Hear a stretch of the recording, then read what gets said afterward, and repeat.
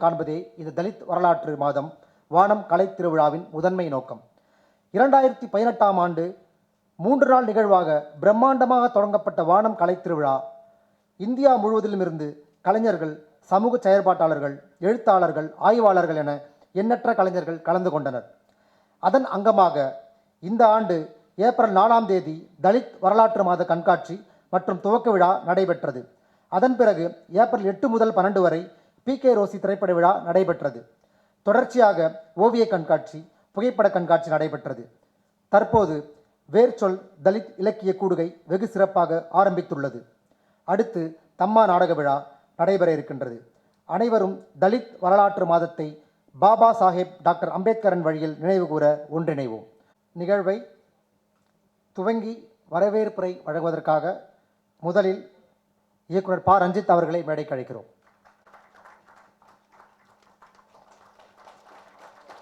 Jai Bhim. So வருஷம் இது மாதிரி வானம் ஃபெஸ்டிவலில் வேர்ச்சொல் நிகழ்வு மூலமாக இலக்கிய ஆளுமைகள் பற்றி, இலக்கியங்கள் பற்றி, வரலாறை பற்றி உங்களோடு உரையாடுவதில் கேட்டுக்கொள்வதில் நானுமே ரொம்ப ஆர்வமாக இருக்கிறேன். ஸோ அந்த மாதிரி இந்த வருடமும் இந்த வேர்ச்சொல் நிகழ்வு எனக்கு பல திறப்புகளை அறிவியல் ரீதியாகவும், வரலாற்று ரீதியாகவும், இலக்கிய ரீதியாகவும் கொடுக்கும் அப்படின்னு நான் ரொம்ப ஆர்வமாக இருக்கேன். அண்ட் அது உங்களுக்கும் கிடைக்கணும் அப்படின்றது தான் எங்களோட நோக்கம். ஸோ அந்த நோக்கத்தின் அடிப்படையில் வருடம் பாபா அம்பேத்கருடைய பிறந்தநாளை ஒட்டி தலித் வரலாற்று மாதத்தை நம்ம இந்த மாதம் முழுக்க கொண்டாடுறோம். ஸோ பல நிகழ்வுகள் நடந்திருக்கு. இன்று வந்து வேர்ச்சொல் இன்றையும் நாளையும் நடக்கப்போது பல முக்கியமான ஆளுமைகள் நம்மளோட உரையாற்ற போகிறாங்க. பல முக்கியமான டிஸ்கஷன் நடக்க போகுது. நிச்சயமாக அந்த டிஸ்கஷன் நமக்கு ரொம்ப பயனுள்ளதாக இருக்கும் அப்படின்னு நம்புகிறேன். அண்ட் இதுக்கப்புறம் வந்து ப்ளே ஃபெஸ்டிவல் இருக்குது, தம்மா ப்ளே ஃபெஸ்டிவல். ஸோ அதுவுமே நீங்கள் எல்லோரும் வந்து ஒரு பெரிய ஒரு உற்சாகத்தை அளிக்கணும் அப்படின்னு உங்களோட நான் கேட்டுக்கிறேன். அண்ட் நம்முடைய அழைப்பை ஏற்று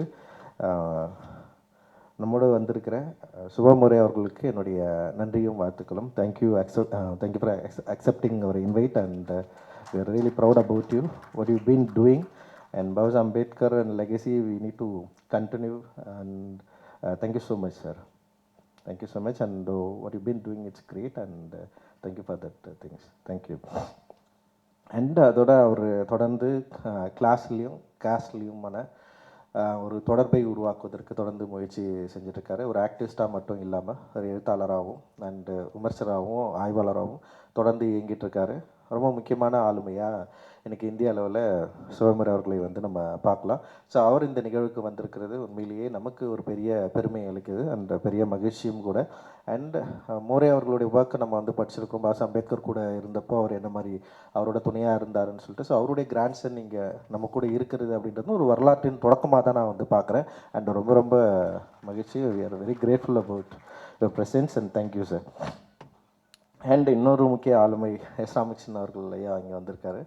அண்டு நான் ஆரம்ப காலத்தில் வாசிப்பு ஸ்டார்ட் பண்ணுறப்போ நான் தீரா நதியில் பல கட்டுரைகளில் நான் வாசிச்சிருக்கேன். குறிப்பாக ரோடும் பற்றி அவர் ஒன்று எழுதியிருந்தார். அதான் ஃபஸ்ட்டு நான் வாசித்தேன். நினைக்கிறேன் ரெட் கலர் ட்ரெஸ் போட்டு ஒரு பொண்ணு வந்து இருப்பாது. அது ஒரு நல்ல கட்டுரை அது. அண்ட் அதை தொடர்ந்து நிறைய கட்டுரைகள் வாசித்தேன். அதுக்கப்புறம் தான் தெரியும் அவர் தீவிர ஒரு இலக்கிய சூழலை என்கிற எழுத்தாளர் அப்படின்னு சொல்லிட்டு. ஸோ அதுக்கப்புறம் நான் அவர் வாசித்த நிறைய நாவல்கள் இருக்குது. அதில் முக்கியமான 2 நாவல்கள் ரொம்ப முக்கியமானதாக நான் பார்க்குறேன். ஒன்று வந்து உபபாண்டவம் அப்படின்றது வந்து ரொம்ப ரொம்ப ஒரு எக்ஸ்ட்ராடினரி ஒர்க்காக நான் வந்து பார்த்தேன். நான் படிச்சுட்டு நான் மறந்து போனேன் ஆக்சுவலி. அண்ட் அதில் திரௌபதியோடைய அந்த திரௌபதி அண்ட் குந்தியோட கண் திறக்கிறப்போ ஒரு பயங்கரமான ஒரு சர்ரியலிசம் மூமெண்ட் வந்து அங்கே நடக்கும். குந்தி அது வரைக்கும் வந்து கண்ணு திறக்கவே மாட்டாங்க. ஒரு இடத்துல கண்ணு திறப்பாங்க. அது இன்னும் எனக்கு வந்து ஞாபகம் இருக்குது. அண்டு திரௌபதியோடைய இன்னொரு பெர்ஸ்பெக்டிவ் அது வந்து பேசியிருந்தது. ஸோ உபபாண்டவம் நான் வந்து வாசிக்கிறப்போ அதே நேரத்தில் அலைன் ஃப்ரான்சிஸில் வந்து ஒரு ப்ளே பார்த்தேன். திரௌபதியை பற்றி, திரௌபதியுடைய மனநிலையை பற்றி ஒரு ப்ளே இருக்கும். 5 பேரை மனம் கொண்ட ஒரு பொண்ணுடைய மனநிலை என்னவா இருக்கும் அப்படின்றது அந்த ப்ளே வந்து பண்ணியிருந்தது. கிட்டத்தட்ட உபபாண்டவம் அதை பயங்கர சீரியஸாக டிஸ்கஸ் பண்ணியிருந்தது. ஸோ அதை இன்ஸ்பயர் பண்ணி நானுமே ஒரு கதை எழுதி வச்சுருக்கேன் ஆக்சுவலி. பின்னாடி எப்போயாவது நமக்கு வந்து வாய்ப்பு கிடைக்கிறப்போ திரௌபதியுடைய பெர்ஸ்பெக்டிவில் அண்ட் ஏகலைவனையும் திரௌபதியும் ஒன்றா இணைக்கலான்னு எனக்கு ஒரு ஆசை இருக்குது. ஸோ அந்த மாதிரி ஒரு எண்ணம் இருக்குது. பாப்பா பின்னாடி எப்படி இருக்குதுன்னு சொல்லிட்டு. அது ஏன்னா இதில் என்னென்னா ஒவ்வொரு முறையும் அவள் வந்து தன்னுடைய கணவர்கள்கிட்ட இருந்துட்டு டெய்லி குளிக்க போவாள். ஒவ்வொரு பாடுகளை பற்றி பேச செம இன்ட்ரெஸ்டிங்காக இருக்கும் அது. ஸோ அதுவும் கூட அதோட அவருடைய துணை எழுத்து அண்ட் நெடுங்குருதி வந்து நான் வாசித்த ஒரு பெரிய நாவலில் அதுவும் ரொம்ப முக்கியமான நாவலாக நான் பார்க்குறேன். நெடுங்குருதியில் முழுக்க வெயில் இருக்கும், அந்த கரையான் இருக்கும், எறும்பு இருக்கும், அண்ட் அது இன்னுமே எனக்கு வந்து நல்ல ஞாபகம் இருக்குது. அண்டு ஸோ நான் பெரிதும் மதிக்கக்கூடிய ஒரு எழுத்தாளர், திரை விமர்சகர், அண்டு தொடர்ந்து பயணி. அவர் ரொம்ப இன்ட்ரெஸ்டிங்காக என்னென்னா, அவர் ஒரு பயணியாக தன்னை வந்து நிறைய இடத்துல அறிமுகப்படுத்திப்பார். எப்படி ஒரு மனிதரால் இவ்வளோ பயணம் செய்ய முடியும்னு சொல்லிட்டு நான் வியந்திருக்கிறேன். இவ்வளோ மனிதர்களை அவருடைய வாழுங்காலத்தில் எப்படி இவ்வளோ பேரை மீட் பண்ணியிருக்காரு, இவ்வளோ பேர் எப்படி அவர் அவர் அவ்வளோ பேர் பற்றியும் எழுதியிருக்காரு. அதுதான் ரொம்ப முக்கியமானது. அதோட ஒவ்வொரு எழுத்துலையும் ஒவ்வொரு மனிதர்கிட்ட இருந்து அவருடைய பெர்ஸ்பெக்டிவ், அதோட திறப்புகள் இருக்குல்ல, ரொம்ப முக்கியமானதாக நான் நினைக்கிறேன் நான். ஸோ எனக்கு மனிதர்களை பார்ப்பதற்கு, மனிதர்களை அவங்ககிட்ட உரையாடுவதற்கு ஒரு பெரிய உந்துதலாக அவருடைய துணை எழுத்து மற்றும் அவருடைய நாவல்கள் அண்ட் அவருடைய திரை விமர்சனங்கள், உலக சினிமா குறித்து அவர் எழுதிய அந்த உலக சினிமான்னு சொல்லிட்டு ஒரு புத்தகம் இருக்கும். அதுவுமே நான் வந்து வந்தவொடனே நான் வாங்கினேன். ஆக்சுவலி அதை அந்த எல்லா திரைப்படங்களையும் பற்றி வாசித்தது, அது மாதிரி நிறைய அவரை நான் வந்து பின்தொடர்ந்துருக்கேன். அந்த பெரிய ஆளுமை அண்டு இலக்கிய சூழலில் மிக பெரிய ஒரு இலக்கியவாதி அண்ட் பெரிய பயணி அண்ட் பெரிய விமர்சகர். அவரும் நம்மளோட இந்த வேர்ச்சொல் நிகழ்வில் இங்கே இருக்கிறதுல உண்மையிலேயே நான் பெரிய மகிழ்ச்சி அடைகிறேன். Thank you sir, thanks for presence and it's phenomenal. நீங்கள் என்ன பண்ணியிருக்கீங்களோ அது ரொம்ப ரொம்ப முக்கியமானது இந்த தமிழ் சமூகத்துக்கு, இந்த இலக்கிய சூழலுக்கு. And thank you you presence. So இதை ஒட்டி நம்ம வந்து ஒரு 2 நாள் நிகழ்வு நம்ம பண்ணுற பல ஆளுமைகள் நம்மளோட பேச போகிறாங்க, டிஸ்கஸ் பண்ண போகிறாங்க. அண்டு வெற்றிமாறன், இயக்குனர் வெற்றிமாறன் எனக்கு பிடித்த மிக முக்கியமான ஒரு இயக்குனர், அவரும் நம்மளோட நிகழ்வில் கலந்துக்க போகிறாரு. அதை தொடர்ந்து நிறைய பேர் இங்கே டிஸ்கஸ் பண்ண போகிறாங்க. அண்டு வேர்ச்சொல் நிகழ்வில் நம்ம வந்து இவர் கவிஞர் என்டி ராஜ்குமாருக்கு இப்போ ஒவ்வொரு வருடமும் நம்ம வந்து விருது அளிப்போம். இந்த வருடம் வேர்ச்சொல் நிகழ்வில் கவிஞர் என்டி ராஜ்குமார் அவருக்கு விருது அளிக்கிறோம். நான் வந்து கவிதைகள் ரொம்ப என்ன சொல்கிறது, ஒரு கமர்ஷியலாக கவிதைகள் பக்கம் நான் எப்போயுமே போகிறதில்ல. நான் வாசித்தாலுமே அதுலேருந்து பயங்கர டிட்டாச்சாக ஆகிடுறேன். மரபு கவிதைகள்னு சொல்லி எழுதி, இல்லை வந்து புது கவிதைகள்னு எழுதி, ஸோ நான் அது படிக்கிறப்போ மேக்ஸிமம் நான் கனெக்ட் ஆனதே கிடையாது. பட் ஆனால் என்ன சொல்கிறது, மரபை தவிர மனிதர்களுக்குள்ளே இருக்கிற ஆழ்மனதை பற்றி, இல்லை வந்து அவளுடைய கல்ச்சரை பற்றி, இல்லை அவங்க வாழ்வியல் பற்றி அந்த வார்த்தைகளோடு சேர்ந்து ஒர்க் பண்ணுறது வந்து நான் பயங்கரமாக இன்ஸ்பயர் ஆகிருக்கேன். அப்படி வந்து நான் மிக முக்கியமான கவிஞராக என்டி ராஜகுமார் அவர்களே சொல்லுவோம். அவர் வந்து அவர் என்ன சொல்கிறது, ஒரு மேஜிக்கல் ரியலிசம் அண்டு அது சம்மந்தமாக வந்து எழுதக்கூடியவர். பழங்குடியின மக்களுடைய அந்த லைஃப் அவர்கிட்ட இருக்கும், அந்த வார்த்தை விளையாட்டு பயங்கரமாக இருக்கும். அவர் வாசிக்கிறப்போ உண்மையில் நான் மறந்து போனேன். அவரோட சேர்ந்து ஒர்க் பண்ணுறதுக்கு ஃபஸ்ட்டு வானம் நிகழ்வில் அவர் எங்களுக்காக ஒரு சாங் ஒர்க் பண்ணி கொடுத்தாரு. அதுவுமே வந்து பயங்கர இன்ஸ்பைரிங்காக இருந்தது.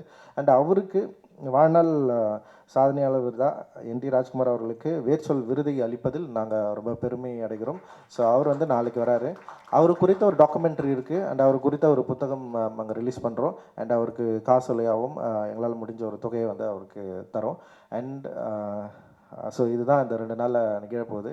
அண்ட் என்னோடய விருப்பம் என்னென்னா, ஸோ நம்ம தொடர்ந்து வந்து இப்போ ஒரு இலக்கிய சூழல்லையும் சினிமா சூழலில் அண்ட் பல சூழல்களை மெயின் ஸ்ட்ரீம் மீடியம் இருக்குல்ல, ஒரு ஆர்ட் மீடியம்குள்ளே தொடர்ந்து நம்ம நிறைய டிஸ்கஷனை க்ரியேட் பண்ண ட்ரை பண்ணுறோம். ஸோ அது என்னன்னா, திருப்பி நம்ம ஒன்றே ஒன்று தான் சொல்லிட்டுருக்கோம். இங்கே இருக்கிற அந்த டிஸ்கிரிமினேஷனை நம்ம இன்னும் புரிஞ்சிக்கவே இல்லை. இங்கே இருக்கிற நமக்குள்ளே இருக்கிற இடைவெளியை நம்ம இன்னும் புரிஞ்சிக்கவே இல்லை. நம்ம இன்னும் வந்து